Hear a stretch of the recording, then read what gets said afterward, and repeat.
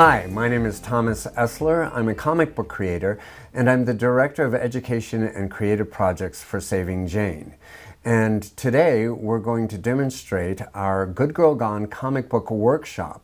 I'm going to do it just as if I were in a classroom. I'm going to pretend there are kids around and students around. I'm going to pretend that I'm being introduced. I'm going to say really the script for the workshop just the way that I would in a school or a library, or I do these in homeless shelters and in YMCAs and in faith communities all over. As with any classroom lectures, it's best to come in having mastered the material that you're going to speak about. You want to do it so much so that you're able to summarize, because you know what classrooms are like. You might not have as much time as you think. Kids come in late. Suddenly there are announcements that were unexpected, or there are fire drills. Basically, this was designed to be a 2-hour workshop, but most likely you'll be given 2 class periods, which are 50 minutes each. And you know how it is. It takes 5 minutes or 10 minutes to get the kids seated and to take attendance. So it'll take, it'll eat into your time to where you have maybe 2 40-minute periods, just 80 minutes to do what's designed to be a 120-minute workshop. So it's important to be able to summarize the material. Now, if you break the workshop into 2 class periods, what I would do is present the historic part of the workshop first, which is about historic American slavery mostly, and the motion comic book, which you'll just be able to tap on the screen and it'll play a motion comic book, which is a little bit like an animated film and kind of a cross between a regular comic book. You'll see what it's all about. But try and do that in the first class period, which means you'll have to reserve 17 minutes at the end of the period to do that motion comic book. You just press play and it plays straight through. You'll also be doing questionnaires at the very beginning of the workshop and at the end. And those really are the 2 things that are highest priority in this workshop, is playing that motion comic book and doing the 2 questionnaires. I'm very excited that you'll be teaching our Good Girl Gone comic book workshop in schools, and that you'll be safeguarding the children of your community and teaching them how to protect themselves. Thank you.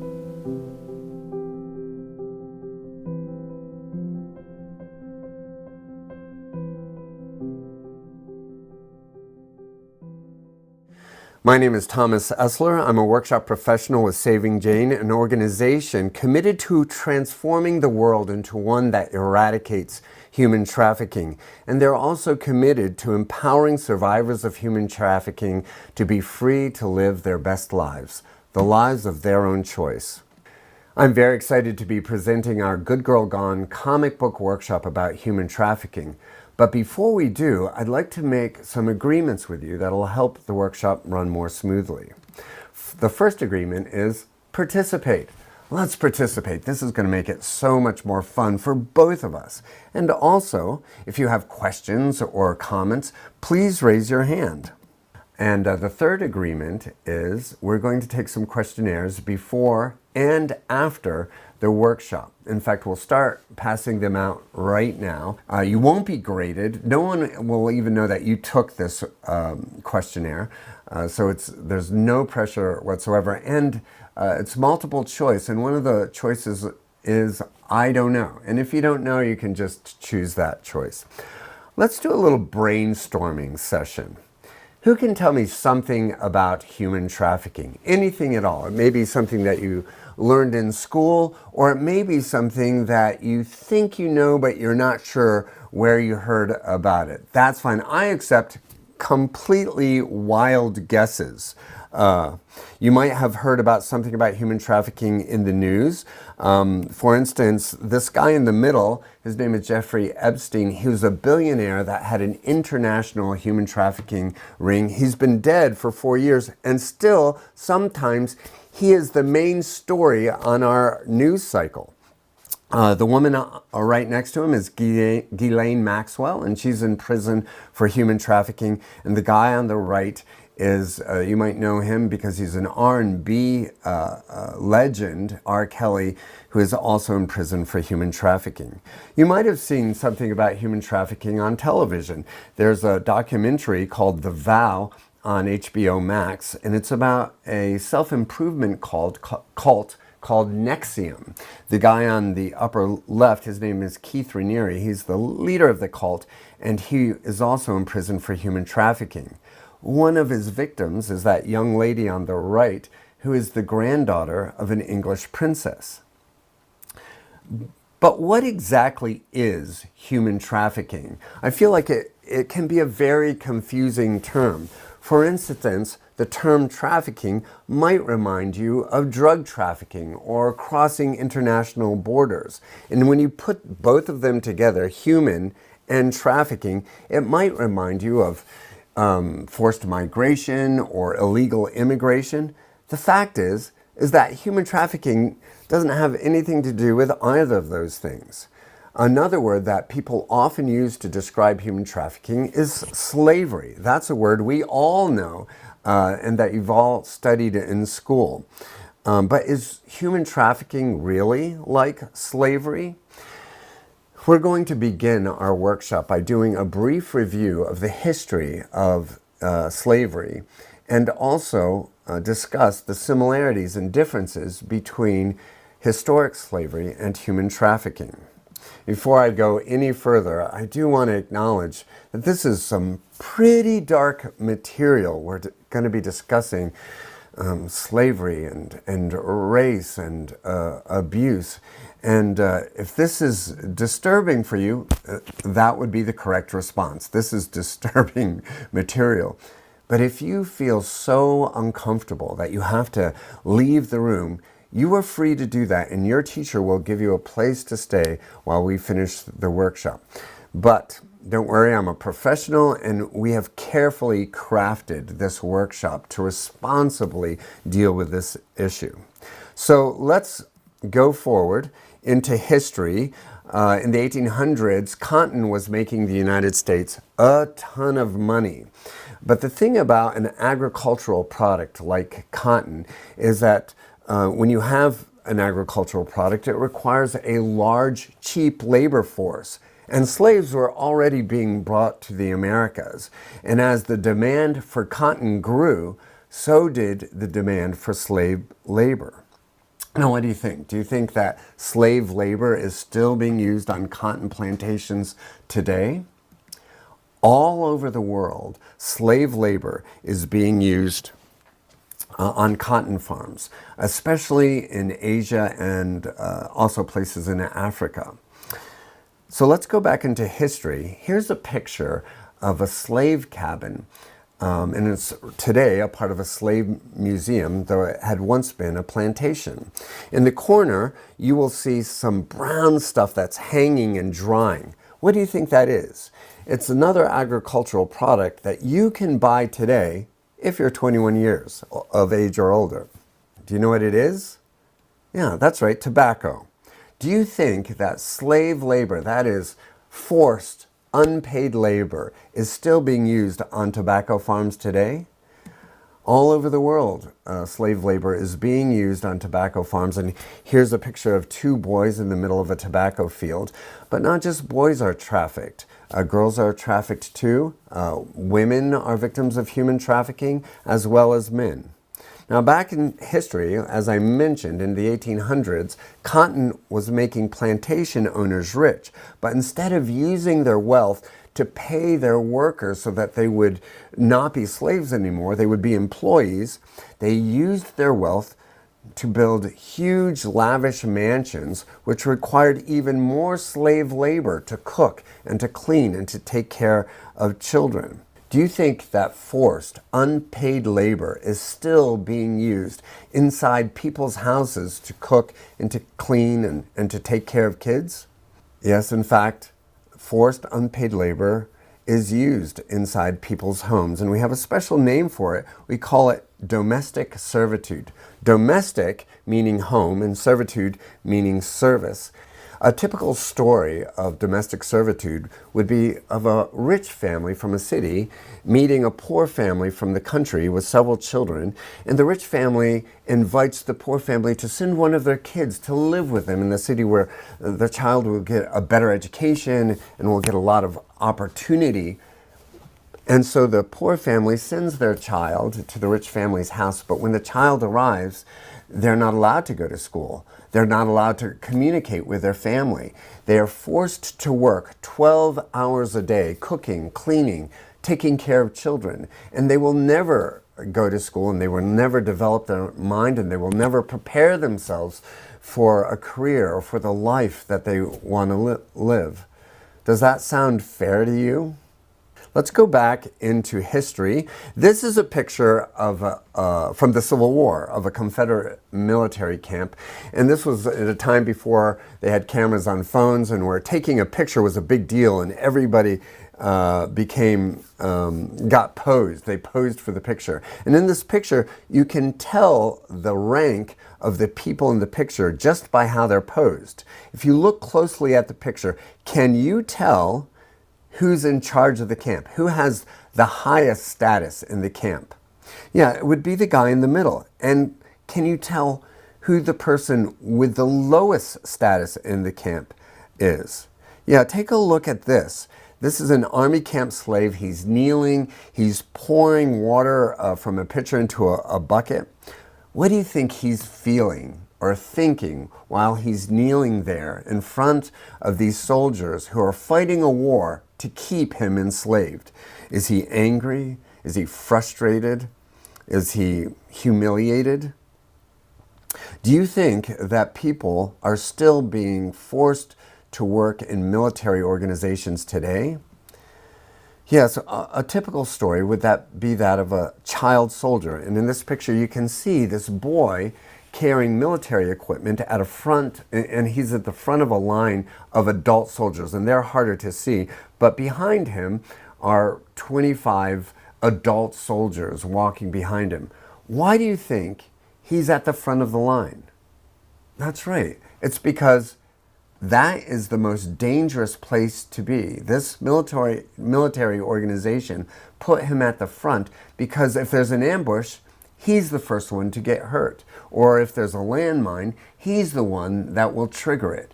Can you imagine that? An organization that puts a child in the most dangerous position. Of course, there are no slave camps or slave markets anymore where you buy slaves. How do you think that this army got this child? That would be right. They invaded a village and they kidnapped this child. So do you think this sort of thing is happening today in the United States where armed organizations use children?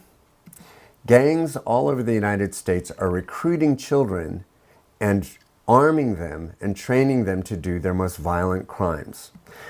This is an example of labor trafficking.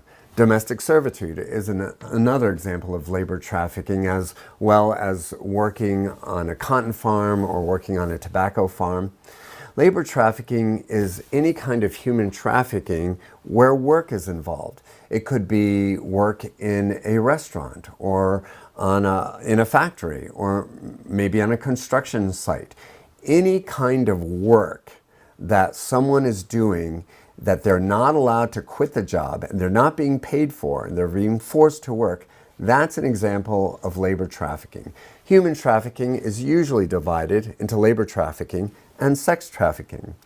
Now let's go back into history. How old do you think slavery is? It is 200 years ago old. It's at least 200 years old. It's at least 400 years old. And yes, it's at least 1,000 years old. Here's a picture of a Babylonian king named Hammurabi, And this is roughly 4,000 years ago. And he's famous for writing a list of laws. And a lot of those laws had to do with slavery. For instance, one of those laws said, if a slave says to his master, "You are not my master," the master shall cut off the slave's ear. Can you imagine that? That there was a law that made it legal to mutilate your slave. What do you think? Do you think that this 4,000-year-old law compares at all to the laws during American slavery? Do you think that there were laws that made it legal to mutilate your slave?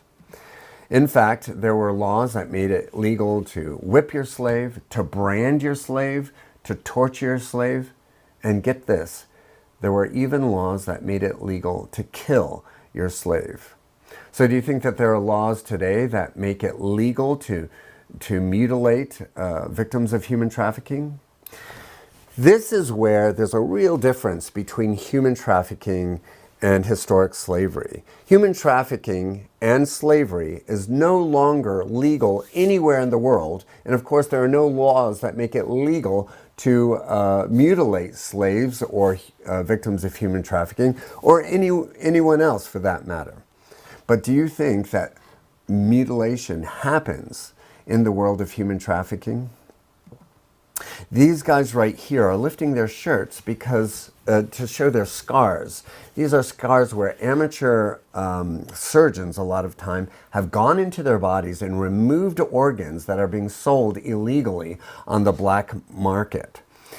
Another example of mutilation that happens in human trafficking is branding. This is an example of this is in the NXIVM cult, which I've already mentioned before. The woman on the right is the granddaughter of an English princess, and she was a victim of human trafficking in this cult. The leader, named Keith Raniere, referred to all the women in his cult as slaves, and they couldn't do anything without getting permission. He also required that they give him blackmail material about themselves so he could have complete control over them. And he also, not only did he force them to have sex with him, but he also branded them with his initials. So on the right, you will see a picture of the brand. Can you make out Keith Raniere's initials in that brand? I looked on the internet for other examples of mutilation that are happening today in human trafficking. And the pictures I found were so horrifying, I can't show them to you. It would just be irresponsible. You wouldn't be able to get to sleep at night. But I wanted to show you one other picture. This is Rebecca Bender. And the pictures in the back are of her when she was trafficked. And this is a picture after she escaped human trafficking, and she is now a very powerful advocate. And I want to show you a picture of her beautiful face, and let you know that while she was trafficked, 5 bones in her face were broken by her trafficker. Other common injuries that happen in the world of human trafficking are burns and bruises and lacerations and destruction of the reproductive system and traumatic brain injury. These are just a few of the horrible injuries that happen. In fact, a lot of people believe that being a victim of human trafficking is more dangerous than being in a war zone. Now, let's go back into history. This is Thomas Jefferson. You might recognize him from the musical Hamilton or from a nickel.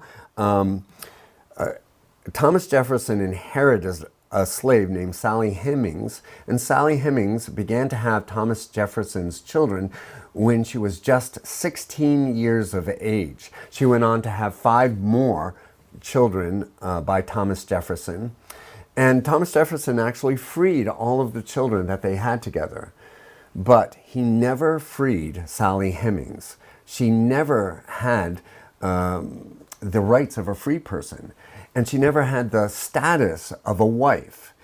And she never had the legal right to refuse to have sex with him or refuse to have his children. Do you think by today's standard, she would be considered a victim of human trafficking? Yeah, that's right. By the very fact that she's a slave, by the fact that Thomas Jefferson owns her, makes her, would make her a victim of human trafficking today. So do you think anything like this is going on in the world today?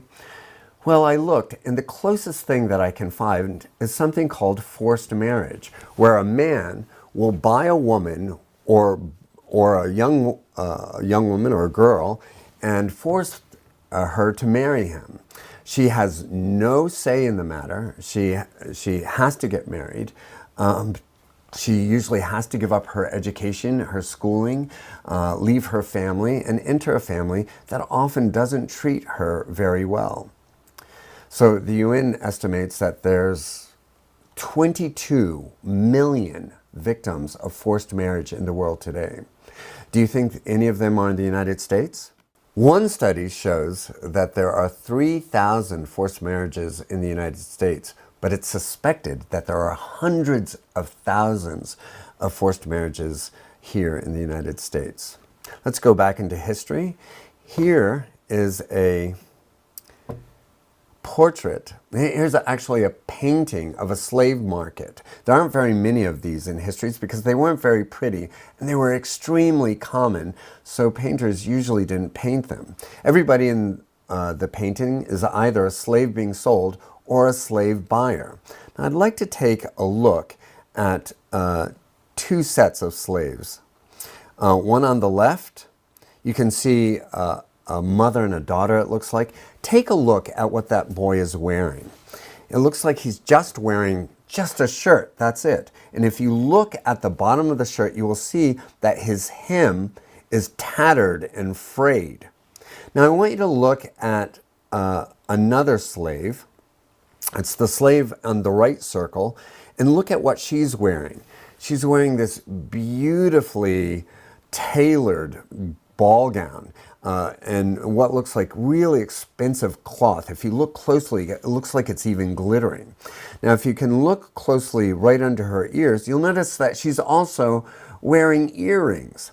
And down at her feet, she's actually wearing shoes, and she is the only slave in the entire picture that has shoes on. Why do you think that is? Why do you think that there's such a disparity in what they're wearing? Now, let's look again at the slaves on the left, the mother and the son. Look at how they're being handled. You'll see handled. Look at how they're being handled. You see that the boy is being grabbed by the hair on his head and his arm is being wrenched back. And you'll see it's as if he's being pulled away from his mother because his mother's grabbing him. Now take a look at the different way that the woman on the right, who's also a slave, is being handled. Look how gently, how civilly that she's being handled. It's as if someone is giving her a hand to make sure that she has balance there on the step that she's standing on. Why do you think that there's such a difference between the slaves on the left and the slave on the right?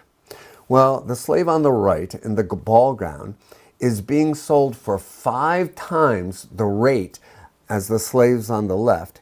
And she's what they called a fancy maid, and she's being sold into what they called the fancy trade, which means that she's being sold for sex. Now there's something else that differentiates the two sets of slaves that I didn't mention yet. What other difference do you see between them? That's right. Their skin color, and this is historically accurate. Lighter skinned slaves were sold into the fancy trade. Do you think that people are still being sold for sex today?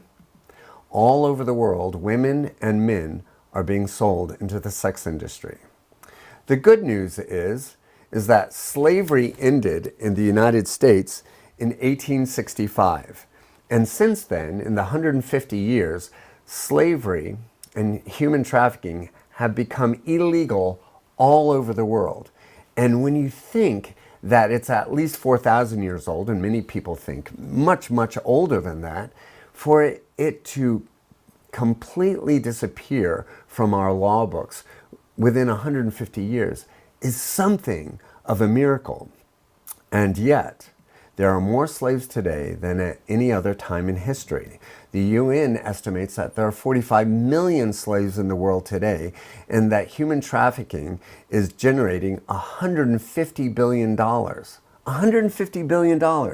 That means that you can afford to protect your illegal crime industry.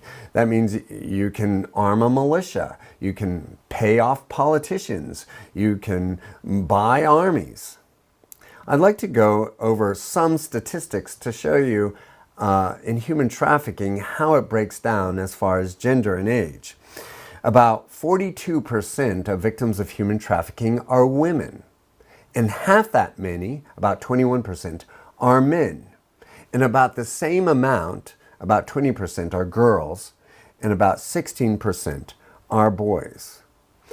But since human trafficking is illegal and there are no more slave markets, how do human traffickers get their victims? And what does human trafficking look like in your neighborhood? That's what the comic book Good Girl Gone is all about. And we are about to show a motion comic of that comic book. But before we do, I want to remind you that this is really, really serious material. It's really dark, disturbing material. And I wrote this with the help of the FBI, so you would get the real story of what's really happening in the dark underground world of human trafficking. And if you're disturbed by any of this material, that is the right response. This is disturbing material. But if you get so agitated and so uncomfortable that you feel like you have to leave the room, you are free to do that. That is just taking care of yourself, and your teacher will show you where you can stay while we finish the workshop. But again, as I mentioned before, I am a professional at this, and we worked with a lot of experts to responsibly present this material to you. So I'm moving to another slide, and I'm going to put my cursor right over the slide, and if I press it, it will start the motion comic book, which is something like between a comic book and an animated feature. Abolitionista! Good Girl Gone. My name is Zoe. I'm 14 years old, and I want to be a singer. I had an audition lined up, but now my life belongs to a man who asked me to abandon my family and friends. He means everything to me. He says that if I leave him, he'll make me sorry I was ever born. Zoe, you know you can tell me if you're nervous. About Junior Idol? Me, scared of a talent contest? Moon, I'm about to barf. Hi. Who is he? Mom's new boyfriend, Trip. What are you doing? No, you didn't just walk in here like that. Hooked up with her mom just a week ago, and already we've crept into each other's souls. Hey, Mr. Snuggles. You like me, don't you? Will those cute girls ever be nice to us? Yo, is this Sleazosaur seriously hitting on us? Zoe, why don't you practice for the singing competition in that pretty dress I bought you? That's it. We're out of here. What? What did I say? Why can't we pick our mother's boyfriends? Zoe, remember, girl, I've always got your back. If that creep tries anything... Yeah, I know. Thank you.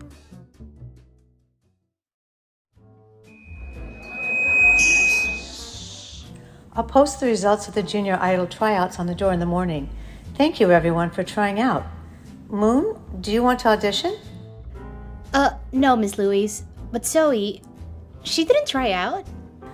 Let me see. She's on the list, but she never showed up. Why didn't she try out? This talent show's all she's talked about for weeks. This is straight up whack. You need something to get your mind off your family problems. Want to go shopping? Wish I could, Sabra. No money. My daddy pays for everything. Look at this cute dress he bought me. I don't have a father, just my mother's creepy, freeloading boyfriend. Daddy's not my real dad. but he loves adopting girls like me. He doesn't have a family of his own, poor guy, but he has a huge heart. And spending money on us is how he shows his love. He's taking me to lunch today. Join us? I wouldn't want to mess up your plans. I know he'll love to meet you. You're so smart and pretty, and I'm excited to meet you in person. I'd like to meet you too. I need a break from Mom's boyfriend. Why don't you stay a few days? I'm afraid to go home, so I can't pack any clothes to bring with me. Don't worry. Daddy'll buy you everything you need. Moon, what's wrong? I don't know, Miss Louise. Maybe nothing. Moon, I'm your school counselor. My job is to help you. Please, has something happened to Zoe? How should I know? Zoe said something a few weeks ago, but it's scary and private. Can you promise to keep it to yourself? Moon, I can protect you, but only if I know what's going on. Zoe told me her mom's boyfriend came into her room in the middle of the night. He woke her up.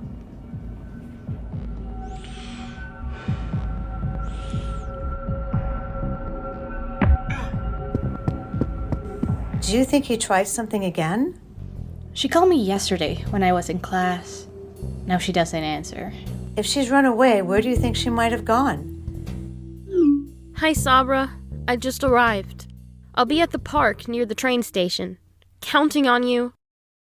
If I'd known I was going to run away, I would have brought more than $20, this hoodie, and my pepper spray. Hi. I had no idea how much a sandwich could cost. And I'm hungry again. Sabra says she can help me, but where is she? My first online friend. Is she even going to show up? So typical. My brother just canceled. What? Is this guy talking to me? I'm not listening. Hi, I'm Kyle. You're not hungry by any chance? I'm starving, but I'm not even going to look. He seems nice, but I'd better be careful. I can feed myself. I can find a soup kitchen or go to a cheese counter for free samples. Come on. This nickel is all I have left. I'm so hungry I could eat broccoli and like it. I hate wasting food. I grew up poor. I'm not playing this game. I can make all the money I need. Craigslist jobs, collect recycling, panhandling if I'm desperate. And there goes my last nickel. Please don't let my growling stomach give me away. Whoa, who gave George Washington a makeover? I can't let him see how hungry I am. Or how lonely. I wish I could go home, but Trip will just keep messing with me. Heads, you eat one fry. I don't know you, Kyle. Eat one fry, please. It'll make me feel better. If I do, he'll know I'm out of money. Well, just to be polite. We can't let this go to waste. It would be wrong. I used to love it when my father put his arm around me. It made me think everything was going to be okay. I was going to see a movie with my brother. Here's the extra ticket. He's leaving. Thank goodness, I'm safe. He didn't want anything from me. I'll go straight to the shelter to find out where I can get free food and anything else I need. Maybe you could check her social media pages. What am I looking for, Miss Louise? Look for people she might be meeting up with. People you don't know. I'll look at her incoming messages. I won't even ask how you can do that. With her password, of course. I notice things, especially since her mom's boyfriend got so friendly. Oh, this might be something. She messaged someone with her cell number and a place to meet. What was she thinking? She was thinking she needed help. Moon, please tell me you'd never give a stranger your personal information. Do I look like I have sponge cake for brains? Or that you'd ever meet up with someone you met online? Not until I'm 18, and not without an FBI background check. She's posted a selfie with some older guy. She's wearing a new outfit. What if this Sabra she's been messaging isn't even a girl? I'm only here because I won that stupid lottery.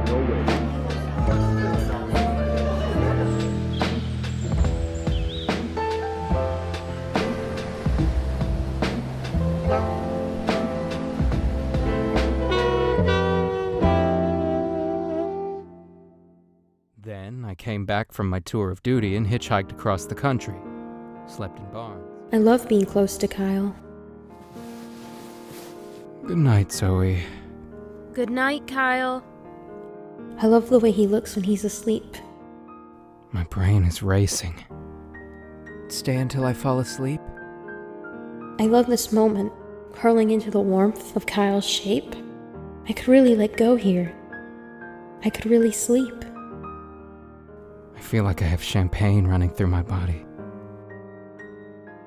Before, I thought loneliness was going to kill me.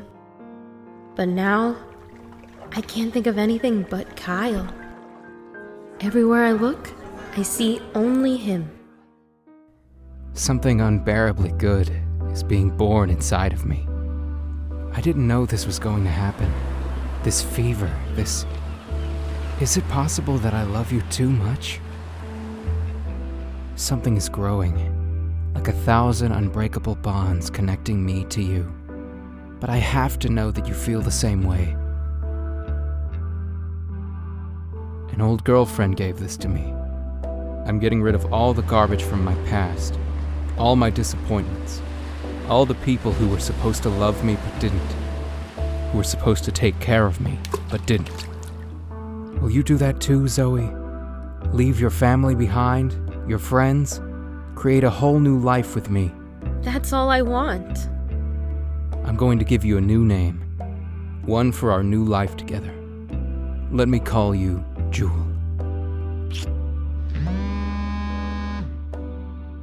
Jewel. Welcome back, Jack. Whoa, that's a tall order on short notice. I can't promise, but if I find what you want, it'll cost you $800. Then we have a deal. I'll send someone to meet you at your hotel. Okay.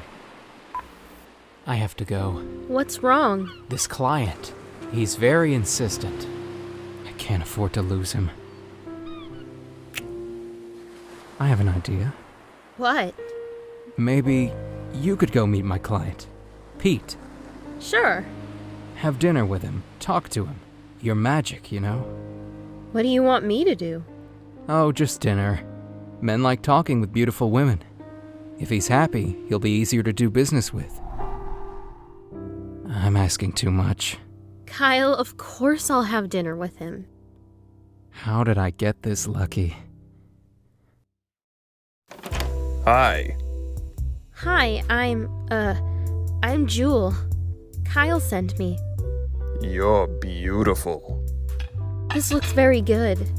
But wouldn't you rather eat down in the restaurant? I thought a quiet dinner in my room would be nicer.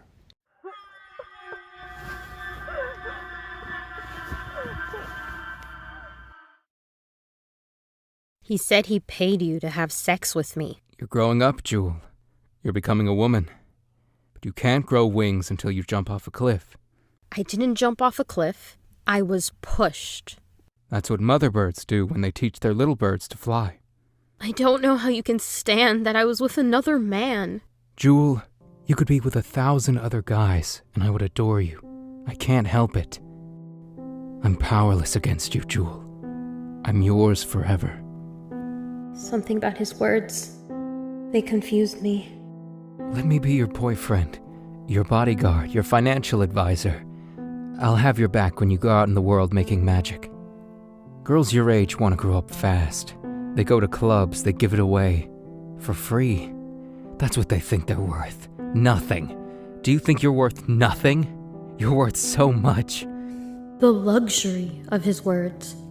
Not what they mean. Something else. You're a queen, a goddess. And when someone gives you money, they're telling you how special you are. And when you give the money to me, you tell me that you love me. His words run through my body like the perfect drug. Everything begins to feel good. There's no better place to be than under his spell. Kyle. You're my star. What we have, I can't describe it. How did we find each other? Please, please. We're one, you and me. What else needs to make sense? But I can't be your boyfriend if you don't show me that you love me too. would be abusive. I can't be the only one giving. Miss Louise, the man in the picture with Zoe has the same IP address as Sabra, the woman she went to meet. We have to find her. I tracked him to a nightclub downtown. I think he owns the place. Which club? It's called Angel Club. Do you think that's where she is? That man may be grooming her for something dangerous. Good work, Moon. We'll talk soon. Voice command. Directions to Angel Club. My name is Jewel. These are my sisters. I've become a master at pretending to have a good time. There's a convention in town. Men come in for entertainment. It's crowded, but I could take care of the whole party before closing. I've become the Kentucky Derby of love. I like you. I'll take this one first. Kyle has taught Jewel to do things that Zoe would never do.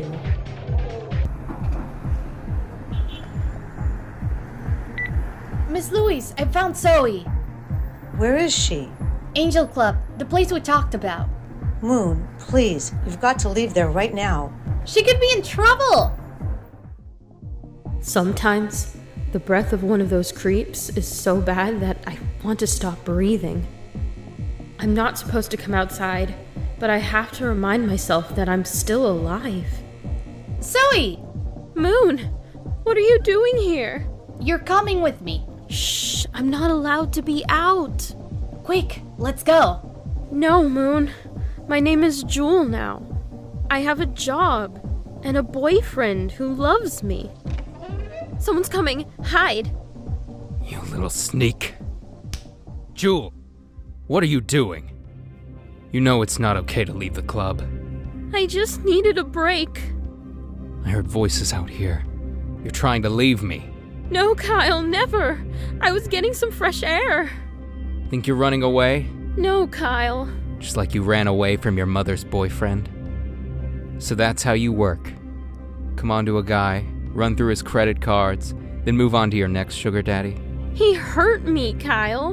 I'm just one more fat wallet to you. No, Kyle. Now you're moving on to your next dancing chimp. I love you, Kyle. You love being a player. First your mom's boyfriend, then me. Kyle, there's no one but you. Well, I'm a player slayer, baby. If I can't have you, no one will. I'll be right in. Let me calm down and clean up. I thought you were special. I can't let them see me like this. Only the best for you. Pull yourself together. You've got 5 minutes to get back to work. He's a monster. He's not usually like that. We've got to get you out of here. Miss Louise is coming right now. No, Moon, I can't leave him. Zoe, he threatened you. I heard him. He hurts girls. He loves me. I saw how he treats you. That's not love. He bullies you so he can control you. We have to go, now. I have to stay. He sounded like he wants to kill you. Hurry, before he comes back. But I love him. He's counting on that. He saw your beautiful heart, and he groomed you to make you his slave. It's how human trafficking works. The police are almost here. Now you're free, and you'll never be a slave again.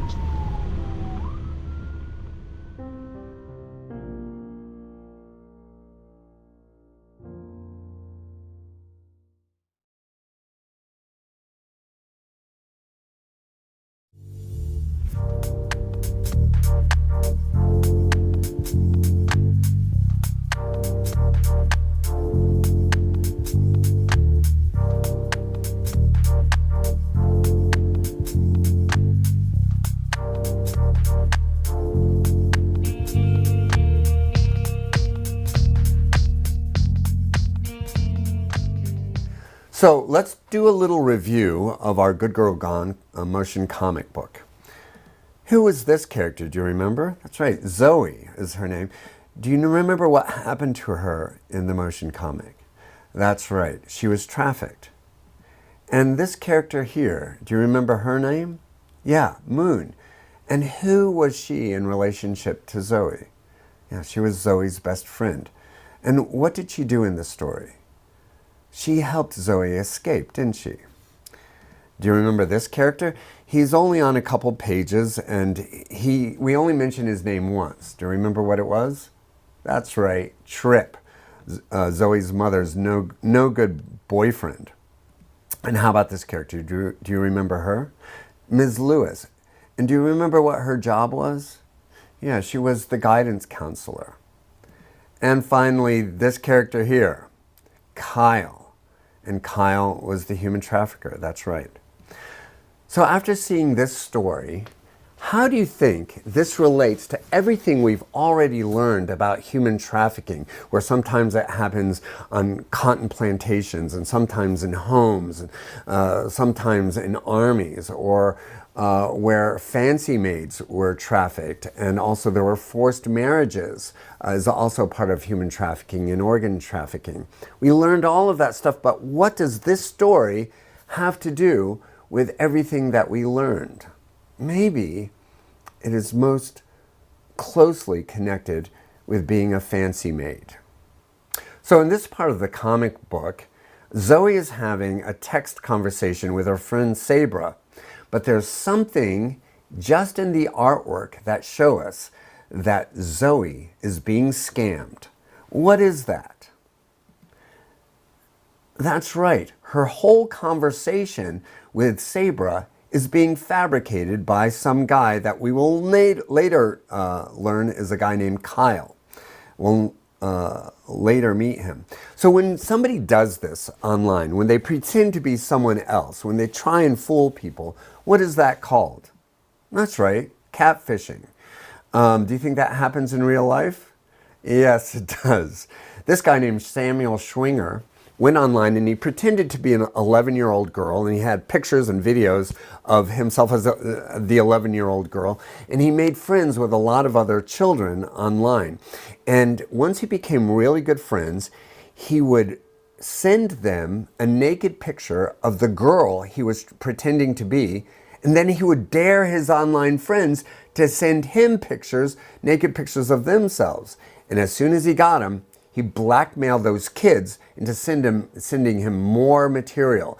And he started demanding more and more dangerous and pornographic material, and started demanding that they recruit their friends and maybe their brothers and sisters to make that material with him. He was a really bad guy. And by the time he got caught, he had exploited 68 kids between the ages of 6 and 13. Well, since the lockdown, human traffickers have moved online because that's where we're spending so much of our time. And how do they work, you might ask yourself, and how can you protect yourself? Well, I'd like to give you a few online safety tips. And the first one is, don't share any of your personal information online, especially your name, your email address, certainly your physical address where traffickers could find you, where bad people could find you. Listen, I have a buddy. All he needs is your real first name and your email address, which you almost always put when you're becoming a part of a social, when you're filling out an application for a social media app. You almost always put your name and your address. That's all my buddy needs to find out all the information online about you. He can find out all your medical information, all your financial information, anything that's online. Luckily, my buddy's a good guy. Imagine what bad guys can do with this information. For instance, what human traffickers would be able to do. You remember when Ms. Lewis found out that Zoe had shared her personal information online, remember how angry she got? That's the reason. It's an extremely dangerous thing to do. Just find a really fun username that you feel excited about, and that's what you use online. Let's continue. Safety tip number 2 is never meet face-to-face with anyone you've met online. You don't know anything about them. You don't know if they're dangerous people with dangerous intentions. You remember Kyle in the motion comic book. That's how he first met Zoe, and he was pretending to be someone else. And what did Kyle do? He set up a meeting with her and Sabra, her online friend, but of course Sabra was completely fictitious. And so when she didn't show up, Zoe was nervous. She was in trouble. She was running away. She was in a park that was new to her. And suddenly this friend that was supposed to help her wasn't there. And Kyle shows up with an extra meal and a movie ticket, and he kind of saves the day. He comes to her rescue. But we know that he had really bad intentions in mind. And that's what can happen when you meet face to face with someone that you meet online that you don't really know. Now you remember what the trouble that Zoe was having at home.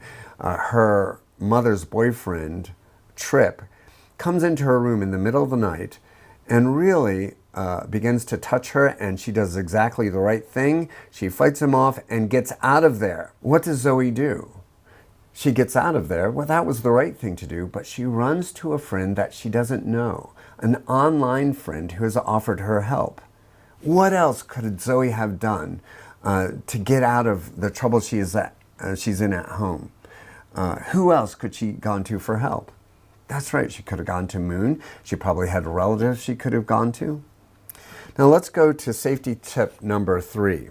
And that is never make or share explicit material of yourself online. You know, there are bad people out there, and once you share some, you know what I'm talking about, naked pictures of yourself after you've undressed, once you share that online, you have no control over it. It can be posted anywhere. And if bad people get a hold of that material, they can use it to humiliate you and also to blackmail you into doing things that you don't want to do, dangerous things. Now, I do this workshop all over the country in high schools, and I know that there are young people your age that consider making this kind of material, taking nude pictures of themselves, is a normal part of their dating life. I tell you, that wasn't happening when I was dating. And I also know that young women think about this material in a completely different way than how young men think about it. Young women believe that this material is only being shared with the person that they're dating, and that person is the only one that will see it. Young men believe it's understood that this material is meant to be shared. And sometimes what happens is after the couple breaks up and one of them has hard feelings, they use this material to shame and humiliate their ex. Protect yourself. Make a decision right now that you will never make this kind of material, and you will never share anything that's damaging to you online. The only things you put online are things that you don't mind being distributed everywhere, and you don't mind anyone seeing it. For instance, your parents or your schoolmates.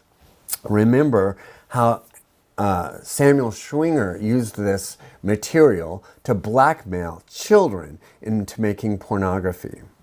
So safety tip number 4 is don't automatically believe everything people tell you online. You know, the internet is made for deception. It's made for you to kind of curate your life, you know. So you very carefully edit what's on Facebook or Instagram or on Twitter, and you only show the things that you want people to know. Well, bad people are doing that too. They are presenting themselves as good people when in fact they have really bad intentions. You remember that's what Kyle did in the motion comic book when he pretended to be this girl Sabra and lured Zoe to take a bus and meet Sabra at a park, when in fact he was carefully planning to make her vulnerable, and for him to come in and save the day, and for him to actually fall in love with him. And you remember that Samuel Schwinger pretended to be an 11-year-old girl to exploit children. You remember in the comic book, that Kyle begins his relationship with Zoe as if they're dating.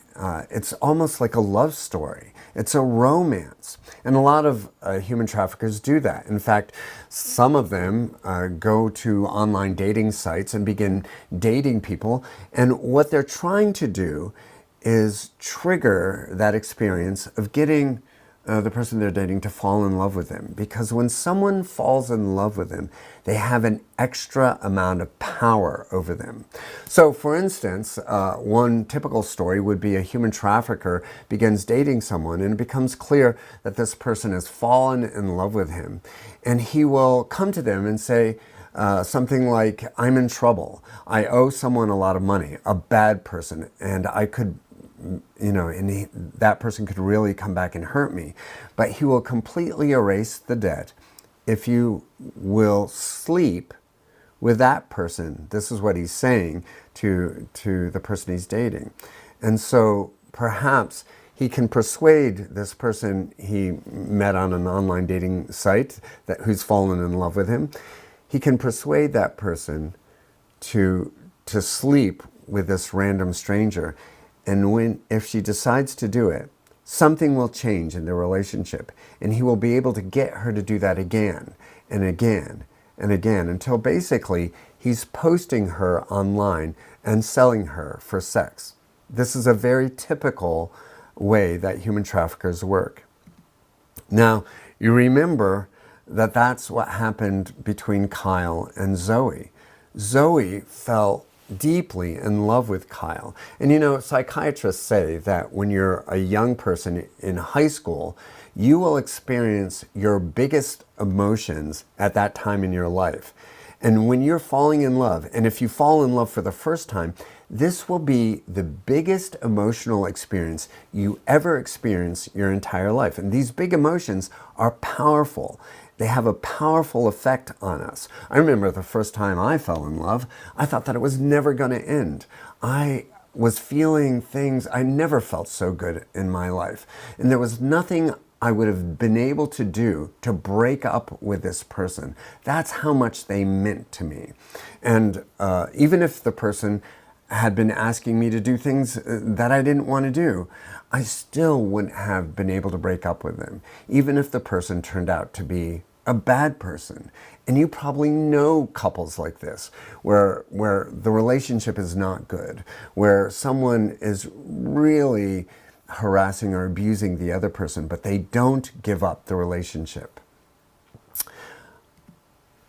As I mentioned, it's not just online dating sites that traffickers are visiting. It's all kinds of sites online that they go to meet people. For instance, you probably recognize some of these sites. I especially want to mention that traffickers recently, according to my FBI contacts, have been using gaming to meet their victims. So if you're gaming online, please beware and remember the safety tips that I taught you. Never share your real name or your personal information. Never meet face to face with the people that you meet online. Your online friends remain online. And your in real life friends, those are the people that you can meet in real life. Now, do you remember this slide in the motion comic book? Where does Moon go to help when she suspects that something is going wrong with Zoe? That's right, she goes to Ms. Lewis, their guidance counselor. And I wonder if you know 5 adults that you trust that you could go to for help if you got into trouble or if a friend of yours got into trouble. Now, I'm going to bring up a relationship map because it helps us brainstorm and really recognize how many people we have in our lives that we can go to for help. So, for instance, in your family, who in your family could you go to for help if you got into trouble, if you really needed help, or a friend of yours got into trouble? Could you go to your parents? Let me tell you, I know that many of us have very difficult relationships with our parents. We get angry at each other, but your parents are the people that love you the most. That is just a fact. That's just how human beings are made. And they'll go to bat for you. They'll fight for you more than any other people. So even though you don't always like telling your parents, especially if you've gotten in trouble, your parents are the ones that will protect you more than anyone else on earth. But who else in your family could you go to for help that you trust to help you? Do you have aunts or uncles that you could go to for help? Maybe older cousins, or maybe older brothers or sisters that you could go to for help. Maybe you have grandparents that you trust that you could go to for help. Now in the relationship map, let's look at another circle. Who at school do you trust that you could go to for help if you got into trouble? Do you have teachers that you could go to? Do you have maybe the principal, the principal, or a guidance counselor? You might have coaches that you're close to, and even security guards at school. All these people are trained to deal with difficult problems, and sometimes you just need an adult to solve a problem. The problem is that big. Are there other people in the community that you might know? Maybe neighbors that you know and trust? Maybe you go to a community center like a YMCA. The staff at the YMCA is trained to deal with really difficult problems like someone who's become a victim of human trafficking. You might also go to a faith community like a church or a synagogue or a mosque. The people there will also be able to help you if you get into trouble or if a friend of yours gets into trouble. So I'd like you to turn to your neighbor right now, and for each finger and thumb on one hand, name one person in your life that you could go to for help if you got into trouble. You have 60 seconds. Go. So now I want to ask you, what do you think a human trafficker looks like? You remember what Kyle looked like. Is that what you think human traffickers look like in real life? Is that your image in your head of what a human trafficker looks like? The fact is that they can look like anyone. For instance, they can be foster parents. These parents have been convicted of human trafficking, these foster parents in the picture. Sometimes traffickers marry their victims to have more control over them, so they can look like husbands. Sometimes they can be pimps, and pimps and human traffickers they're synonymous terms. Sometimes mothers traffic their children. These mothers were convicted of human trafficking, as hard as that is to believe. Sometimes fathers traffic their children. Sometimes human traffickers are billionaires like Jeffrey Epstein. Sometimes they're celebrities like R. Kelly. Child workers have been convicted of human trafficking, and sometimes traffickers are diplomats. It's hard to tell who to trust sometimes because not only are there bad people out there, but bad people often pretend to be good people. So how do you tell the difference? How do you tell a good person from a bad person who's pretending to be a good person? Well, I think maybe you could spend your entire life trying to hone that skill because it's a very, very important one. So I'm going to read out some characteristics of a person, and you tell me whether this is a good person or a bad person. What if he wants to be your boyfriend the very first day he meets you? Is this a good person or a bad person? I'm going to tell you, that is a red flag. That relationship is moving way too quickly. You have to be aware of people like that. And what if the person offers to help you buy alcohol? That is also a red flag. That's a sign of a bad person because alcohol removes you from reality. It separates you from reality, and it also makes you much more vulnerable to being manipulated. So that's what bad people often use to manipulate young people into doing things that they don't want to do, that are bad for them. So what if he invites you to go on vacation with him the day he meets you? Is this a sign of a bad person? It's a vacation. But yes, that is a red flag. That is a sign of a bad person because taking you on vacation is also taking you away from the communities that are there to protect you. And once you're at a place where you don't know anyone, where there's no one to protect you, that person can start manipulating you. The trafficker could say something like, "You owe me a couple $1,000s for this vacation. And if you don't have it, then you have to make that money by doing exactly what I tell you to do." And what they're going to do is have you work in their industry, and that is selling your body for sex. You remember when Moon senses that there's something wrong with Zoe? Could you do the same thing? Do you know your friends so well that you're aware of when something's wrong in their life? I think that that's a sign of a good friend. Do you remember in the motion comic book where Moon notices that something wrong is going on in Zoe's life? Remember that? She doesn't show up to the audition for the talent show. I wonder if we all could do that with our friends, if we notice when something's wrong in their life. I believe that that is a sign of a good friend, and that we all should know our friends so well that we know what's going on in their lives and if there's something wrong that's happening. I'm going to read off some things that could be warning signs if they're happening in the life of your friend. For instance, what if your friend is suddenly hanging out with much older men? Is this a warning sign? Yeah, that is a warning sign. I want you to imagine she's suddenly wearing clothes that are a lot sexier than anyone else in your grade. Is this a warning sign? Yes, it could be a warning sign. There could be a lot of reasons for this and for all of these things, but when 2 or 3 of these situations happen at the same time, when your friend exhibits 2 or 3 of these things at the same time, maybe it's time to pay attention to what's happening in their life. Suddenly she gets an expensive phone. Do you think that's a warning sign?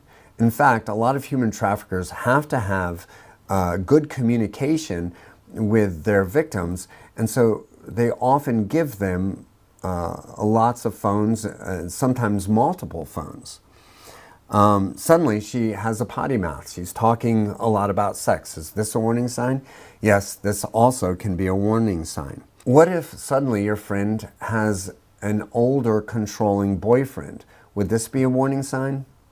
Yes, that also could be a warning sign that something is going very wrong. And you should gently and sensitively find out what is happening in their lives. So, do you remember this part of the motion comic book when Trip walks right into Zoe's bedroom and plops right down on her bed, and Moon goes ballistic? Why is Moon doing that? She feels like it's very inappropriate behavior, and she's letting Trip know that it's not acceptable. Part of becoming an adult is creating boundaries that make you safe. For instance, boundaries might be rules about who you let come into your bedroom and when. For instance, let's go back to the slide from the motion comic book. You remember this. What if this were to happen to you? Imagine that you're having some kind of family event at your home, like a family reunion, and your grandparents are there, and your uncles and aunts and cousins are there, and it's all getting a little bit too much for you, so you decide just to go up to your bedroom for a little break. And so you're resting in your bedroom, and suddenly your uncle walks into your bedroom without being invited and actually without being wanted. You want to rest. You're trying to get away from everything. What can you do about that?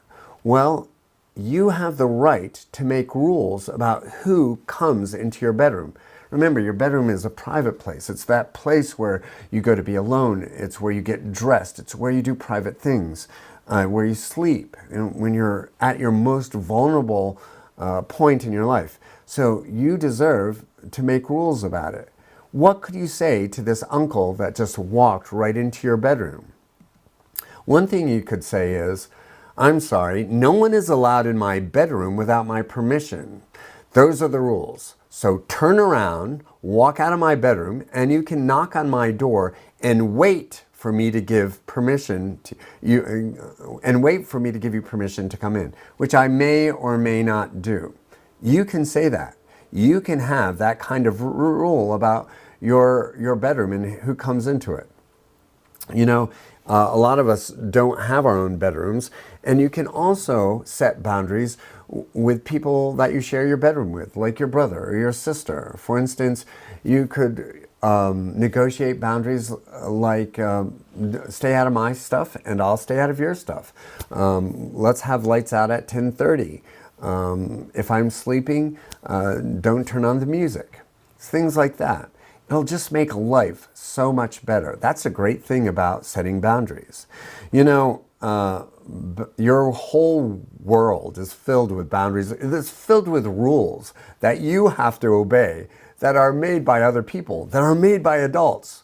But get this, there are some rules in your life that you get to make that adults have to follow, and everyone else has to follow. For instance, rules about your own body. You know, your body belongs to you. It's the one thing in your world that you own, that you'll own for the rest of your life, and it can't be taken away from you. Everything else you can lose, but not your body. And you deserve to make the rules about your body. For instance, you don't have to let just anyone hug you or kiss you or tickle you or touch you when you don't want to. You get to make the rules about that. You can make some rules, like some people are allowed to hug you, but other people aren't. You can even make rules that are super flexible, like sometimes you like to be hugged and sometimes you don't. That is your freedom. And that's also part of being an adult, to make sure that you set up rules that you feel good about, and rules about who gets to touch your body, and rules that you feel make you safe. So if someone comes in to kiss you and you don't want to have any part of it, you can just put up your hands and say, I'm sorry, I'm just not feeling it.